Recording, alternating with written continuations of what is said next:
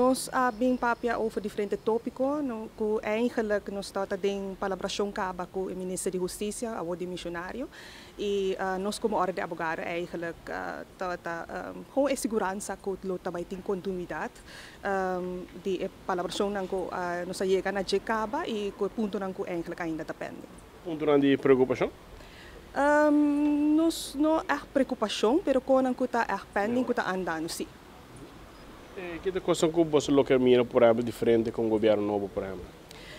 Em outro específico com o governo novo, é gewoon manima visa ta punto nang kuta pending, por exemplo, muito vai dar um exemplo, que ora é lei novo de strafvordering a 30 na figura ano passado, tem algum cambio nang que tawado ja com a 30 na figura também e que eigenlijk não tem regla certo coisa nang di cambio na e di certo punto não se chega na palabração nang caba com o Ministro de Justiça, pero di certo punto nang ainda não.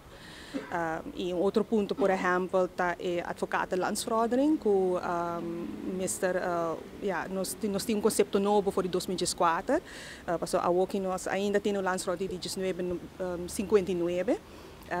E ano passado nós update o conceito e esse é nesse dentro na figura. Isso é não algum ponto não que eigenlijk nos quer papia.